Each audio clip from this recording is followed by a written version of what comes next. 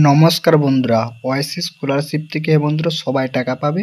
ঠিক আছে, আস্তে আস্তে সবাই টাকা পাবে, কেউ টাকা পাতে বাকি থাকবে না।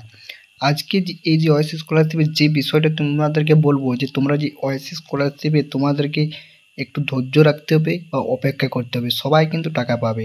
একদম বিস্তারিত তোমাদেরকে আজকের ভিডিওতে তোমাদের কীরকম তথ্যটা বা কত টিপে তোমাদেরকে টাকা দেওয়া হয় সেটা সম্পূর্ণ জিনিসটা তোমাদেরকে একদম সংক্ষেপে কিন্তু আজকের এই ভিডিওতে কিন্তু আলোচনা করব।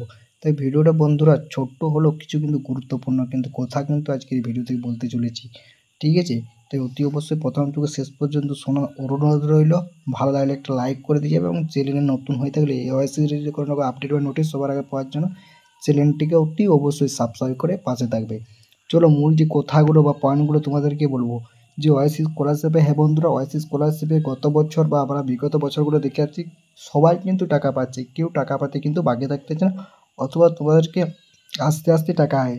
তোমরা একটা জিনিস লক্ষ্য করবে, ওয়াইসি স্কলারশিপের কিন্তু প্রত্যেকটা ধাপ অনুযায়ী কিন্তু টাকা কিন্তু এই ওয়াইসি স্কলারশিপ থেকে দেওয়া হয় ছাত্রছাত্রীদেরকে।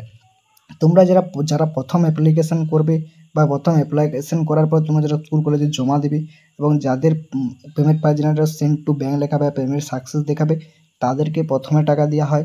যাদের আন্ডার প্রসেস আছে, আন্ডার প্রসেস পরে পেমেন্ট পাই জেনারেটেড হয়, তারপরে টাকা দেওয়া হয়। প্রত্যেকটা ধাপ টাকা দেওয়া হচ্ছে।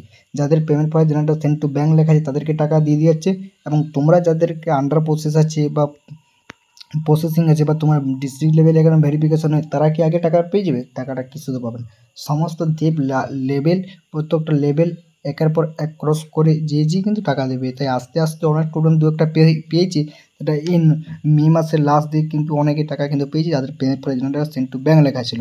এবং সেটা হওয়ার পরেও এবং তোমার ডিস্ট্রিক্টের উপরে সেটা কিন্তু নির্ভর করা হচ্ছে।